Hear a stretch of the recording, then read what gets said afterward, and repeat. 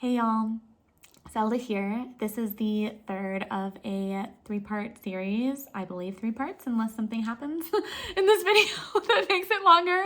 But talking about the magician archetype,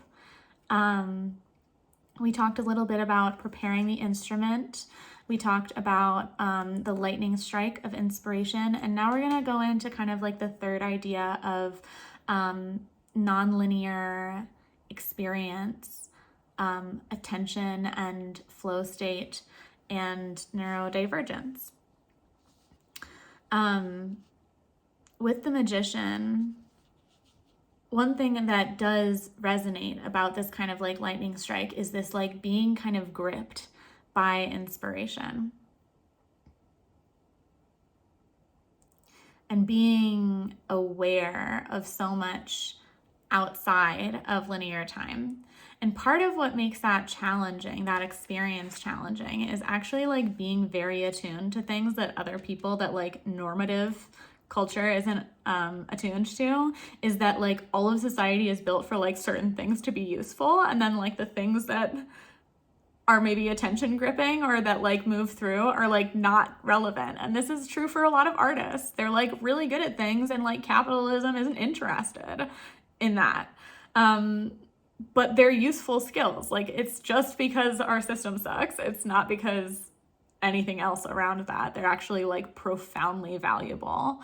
It's just our system needs to have the tower moment that it is having so that we can uproot and in some instances start over, and in some instances restructure and rebuild and compost, right?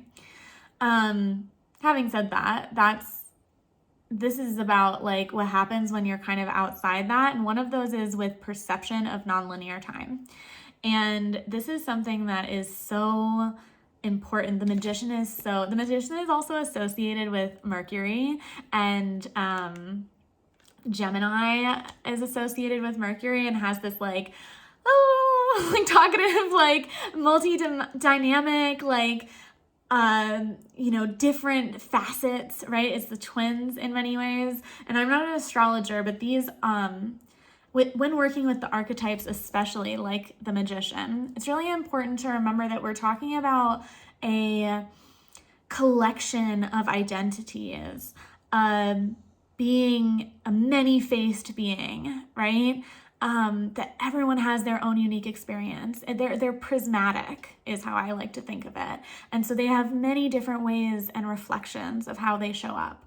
One way that I love to think about prismatic identity is through the work of Clarissa Pinkola Estes, who wrote Untie the Strong Woman, and talked about all of the different faces of Mary, of the Sacred Mother, and talked about all of these beings and all of them being true, right? And so that's like the archetypes, right? They show up, and I'm speaking the words of my guides because they are like, they serve in the court of this archetype, is how I might say. But being open and receptive to non-normative identity, or to like non-normative things like non-linear time, can make linear time really challenging, which makes relating to other things really challenging. And so honestly, this is like, we can't live in a magician moment. We can't sustain being lightning coming through us. Like, when we acknowledge that all time is relative, and it feels weird to kind of talk about this as a foundational concept to me, because I am someone who is neurodivergent. And I am surrounded because of that. My family, I'm not adopted. My biological parents are also neurodivergent, which is common for people because it is largely genetic.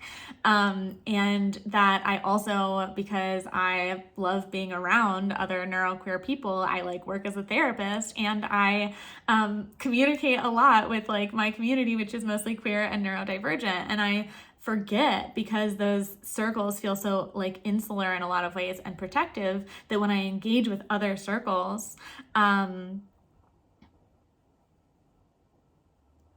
it's a challenge. It's not impossible. It's just like speaking slightly different languages, because language means different things in different communities. That's true for dialects, that's true for literal languages and cultural differences, right? And so this is like a very interesting piece, right? That I think it is very, that being that channel or that lightning strike of inspiration, and allowing for those moments of like things to come through, and that they're not attached to a timeline.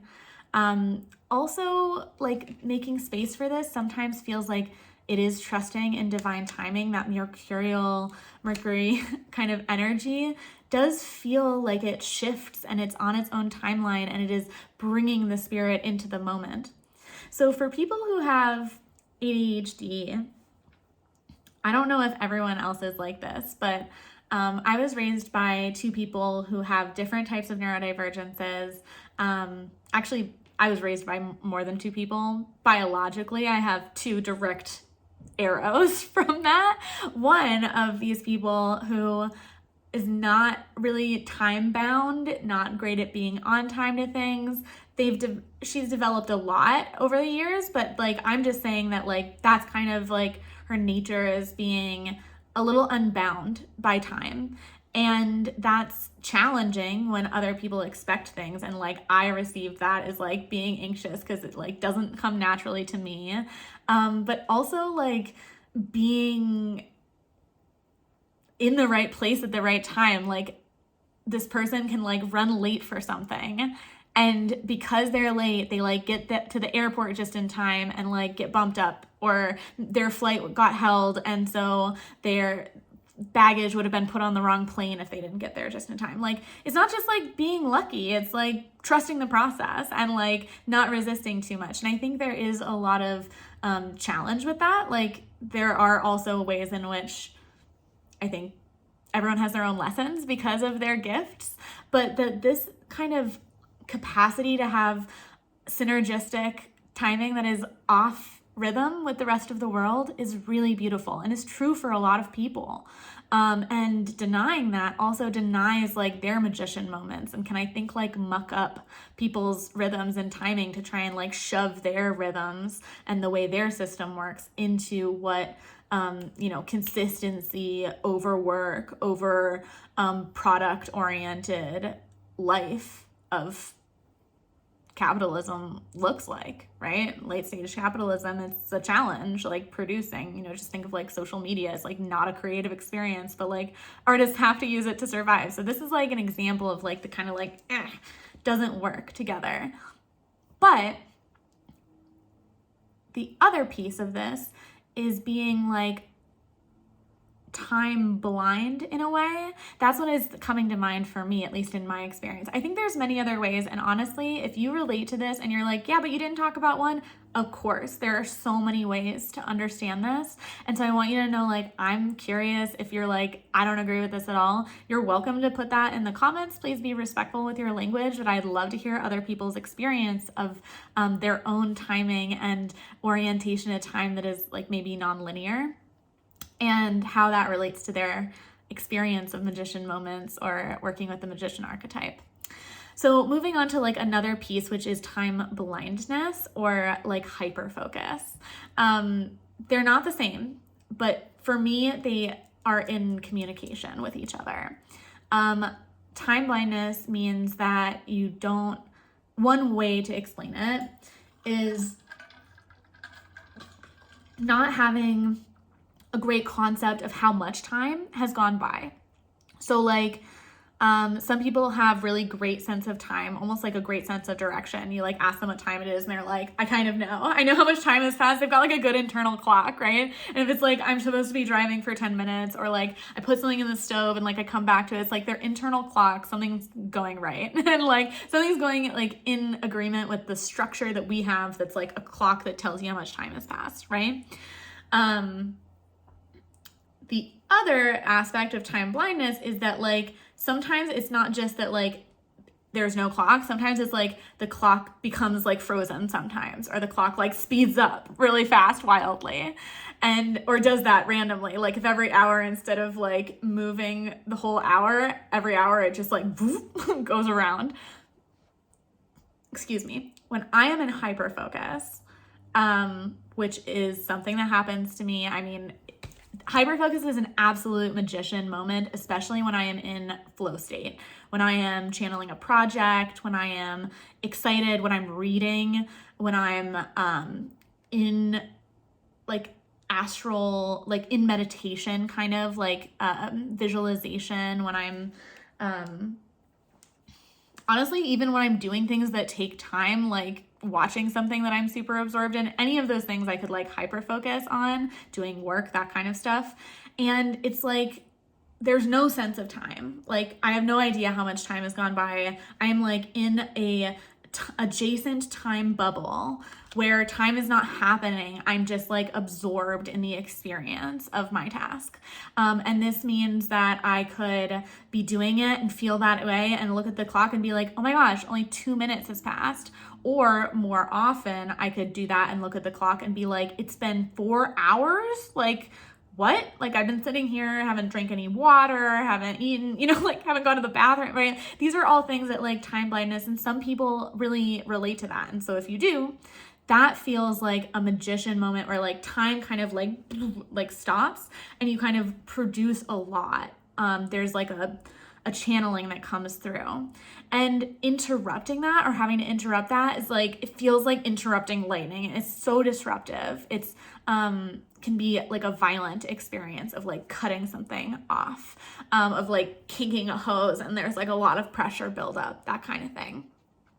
And I know that hyperfocus is not a bad thing. For most people who are neurodivergent, it's like an important part of their rhythm. They will have moments where they like don't do something and then they'll do it a lot of it at once. And sometimes that's like because they don't have any help. Like for me, that's definitely how it is with like care tasks, is I like have had to build rituals because my habit was like build up, realize that it's really bad, and then do it all at once. And I could kind of like force myself into almost like a magician state through just like stress. But I guess that's not a great way to put it. That's not really a magician moment, but it feels like the opposite. Like I was trying to force it. Whereas sometimes it feels really natural and just like happens. And that is what I would say is like the magician moment feels like a bit of timelessness. And that is something that is a really important part of a lot of like neurodivergent rhythms of existing in the world, where there needs to be however much time it takes to prepare your instrument for that lightning strike of inspiration, that channeling of inspiration. That's how much time your cycles or your like ebbing and flowing of your creative gifts are going to be.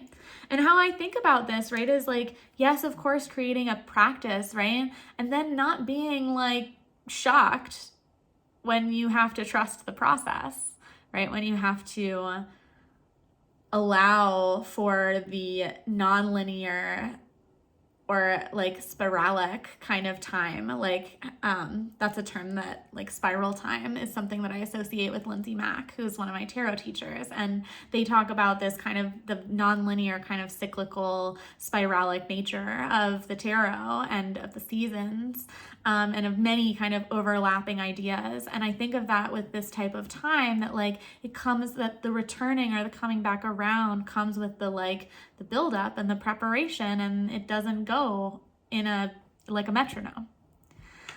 So I'm curious how you relate to the magician energy, if your sense of like non-normative time perception relates to that, or even if you feel like you have a pretty normal sense or perception of time, and whether you have magician moments where that is an exception for you, where you get in the flow.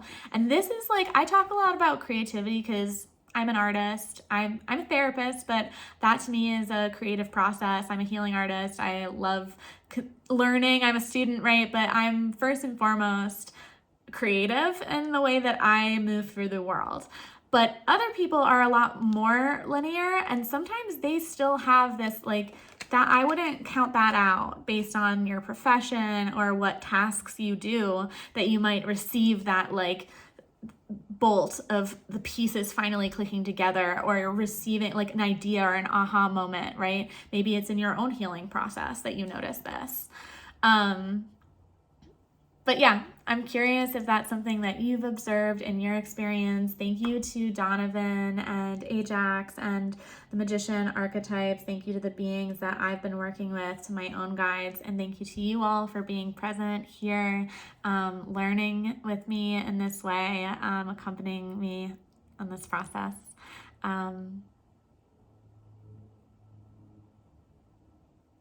It is in love that I received you and your energy and your spirits today, and it is in love that I return those to you now.